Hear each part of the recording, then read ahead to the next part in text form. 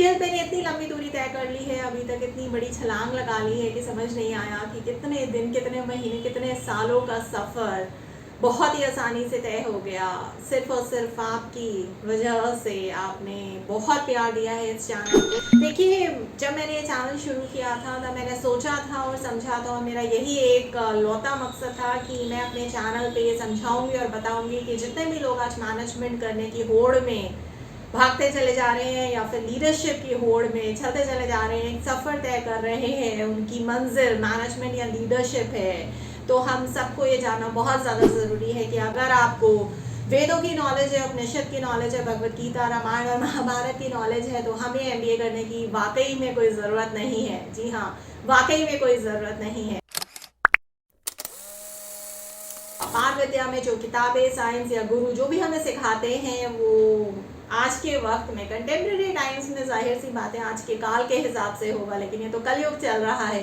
कलयुग मतलब कि हर जगह तहस है, सृष्टि उछाल पे है, कहीं धरती फट रही है तो कहीं सैलाब आ रहा है, कहीं आंधी आ रही है तो कहीं आग दिल दहलाने वाली गर्मी बना रही है और पैदा कर रही है, कहीं लोग इतनी ज़्यादा ठंड को बर्दाश्त नहीं कर पा रहे हैं, तो कहीं लोग भूख प्यास से मर रहे हैं क्योंकि वहाँ पे बारिश ही नहीं हो रही है। कहाँ पे, मतलब हर जगह का यही हाल है, कलयुग है।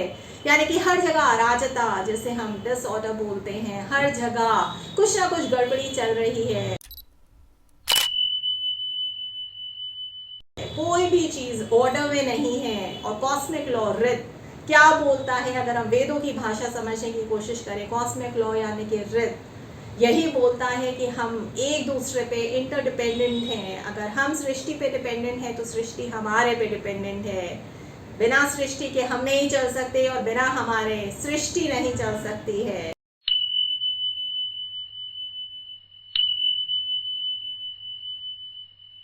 इसी तरीके से लोग, सिस्टम, ऑर्गेनाइजेशन, देश, हर कोई एक दूसरे पे डिपेंडेंट है। अगर हम अकेले चलने की कोशिश करें तो हम नहीं चल पाएंगे।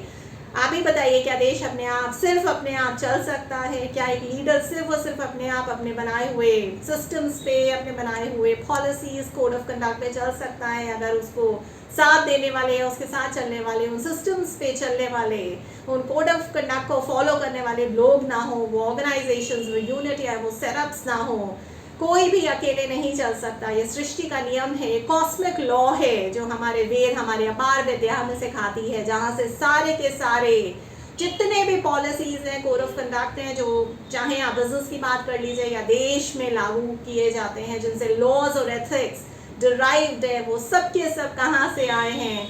वो कहीं और से नहीं आए, बल्कि हमारे वेदों से, हमारे उपनिषद, हमारे इतिहास, हमारे पुराणों से आए हैं, यानी कि इसी अपार विद्या से आए हैं। धर्म का पाठ हमें शास्त्रों ने ही सिखाया है, वहीं से हमने फिल्टर करते करते जो भी काल हुआ, जैसे कलयुग है, उसके हिसाब से हमने पॉलिसीज, कोड ऑफ कंडक्ट बना दिए। जितना जितना हम मान सकते हैं, कर सकते हैं धर्म के पथ में, उसको ट्वीक और ट्विस्ट करके सारा का सारा बिजनेस कोड हमने बना दिया, जिस हिसाब से ऑर्गेनाइजेशंस चलती हैं।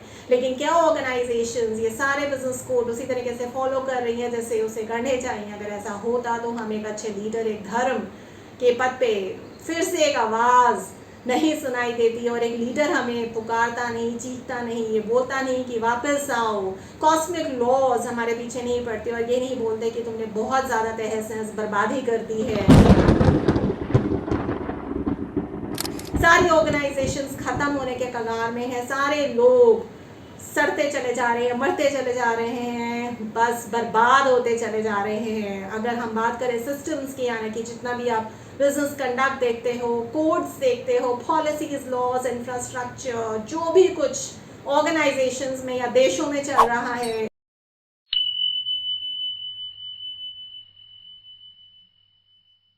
एथिक्स के नाम पे जो भी कुछ चल रहा है, वो सब कुछ खत्म हो चुका है, क्योंकि धर्म भ्रष्ट हो चुका है। क्यों हो चुका है? क्योंकि ये भी एक काल है, कुछ समय का ऐसा एक निरंतर चलने वाला फेज है जो हमें काटना है, हमें देखना है। और ऐसा इस वजह से हुआ है क्योंकि संस्कार संस्कार अच्छे भी होते हैं, बुरे भी होते हैं। संस्कार के वजह से कॉस्मिक लॉज में गड़बड़ियाँ आती हैं, लोग, सिस्टम, ऑर्गेनाइजेशंस, देश में रहने वाले पूरा का पूरा इकोसिस्टम, या ये कह लीजिए कोई भी एक यूनिट या बहुत सारे यूनिट, पूरे सृष्टि में बहुत सारे यूनिट्स अगर हम बोलें, सब आपस में मिलजुल के जब भी संस्कारों की गड़बड़ियाँ शुरू होती हैं, यानी कि खराब संस्कारों पे, भटके हुए संस्कारों पे चलते रहे, उन्हें वही मेंटल कोडिंग और वही इम्प्रेशंस, जो इंसिडेंट्स या जो लोग या जिनके कुछ करे हुए काम उनके दिमाग पे छाप छोड़ गए, उसी से वो आगे चलते रहे और वो ये सोचते रहे और समझते भी रहे और अभी भी वही समझ रहे हैं कि यही सत्य है।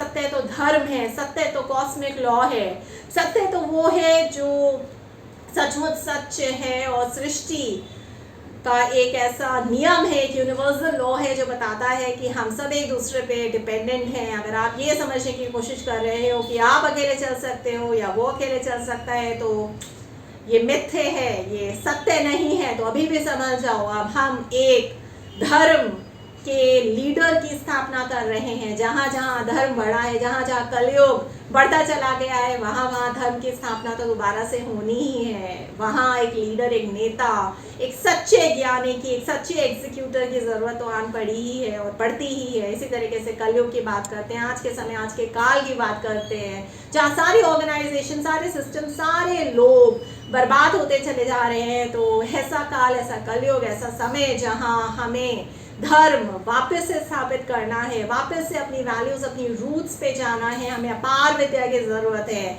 हमें एक तरफ मेंटोर की ज़रूरत है, तो एक तरफ किताबों की, साइंस की किताबों में, क्या किताबों में, जाहिर सी बात है हमारे शास्त्र, जैसे मैं दोबारा से फिर से आपको याद दिलाना चाहूँगी कि आज भी अगर हम फिर से भगवत गीता उठा के पढ़ते हैं या महाभारत या रामायण को समझने की कोशिश करते हैं, उसका सार समझ पाते हैं अच्छी तरीके से, तो हमें MBA करने की ज़रूरत नहीं है। हमारे संस्कार अपने आप सही हो जाएंगे। और ये जो इंटरमीडिएट पीरियड है कलयुग का, जो हमें काटना ही है, जो एक डिसऑर्डर है, एक अनस्टेबल पीरियड है, अनसस्टेनेबिलिटी है, उसको ठहराव की ज़रूरत है। वो ठहराव कैसे आएगा? एक अच्छे नेता से, एक अच्छे लीडर से। यही है वैदिक एथोस ऑफ लीडरशिप। एक ऐसा लीडर जो बहुत ज़्यादा ज्ञानी हो, नॉलेजेबल हो, दूसरा बहुत बढ़िया एग्जीक्यूटर हो।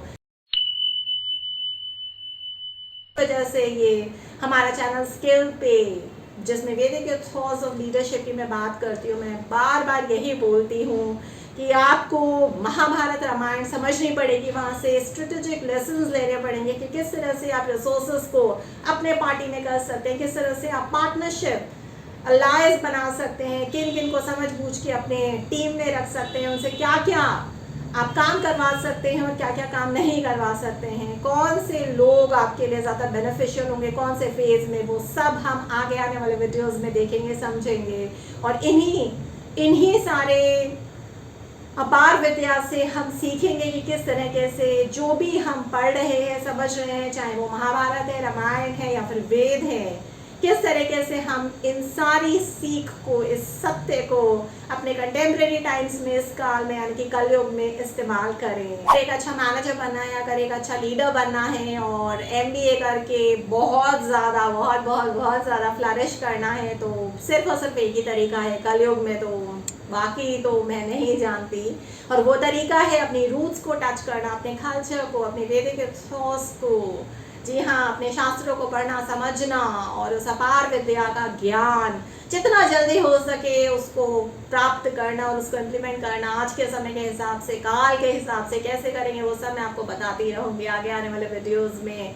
और जान लीजिए, मान लीजिए कि अगर आप MBA कर रहे हैं, अच्छा मैनेजर या लीडर बनना चाहते हैं, जॉब इंटरव्यूज देते परेशान हो चुके हैं, इंटरव्यूज में कहीं कहीं सिलेक्शन नहीं हो रहा है, कॉल्स नहीं आ रहे हैं, कहीं कोई कॉलेज समझ में नहीं आ रहा है कि MBA यहाँ से करें या वहाँ से करें, तमाम ऐसे सवालों का जवाब आपको सिर्फ और सिर्फ मेरे चैनल स्किल पे ही मिल सकता है। मैं आपको चैलेंज करती हूँ कि अगर आपने मेरे सारे वीडियोस देख लिए तो आपको एक अच्छा मैनेजर, एक लीडर बनने से कोई नहीं रोक सकता। आपको और कहीं किसी भी और चैनल पे जाने की ज़रूरत ही नहीं आन पड़ेगी, क्योंकि सारा ज्ञान, अपार विद्या तो इसी चैनल पे है, सिर्फ और सिर्फ स्किल पे है। नमस्कार, तो देखते रहिए। धन्यवाद।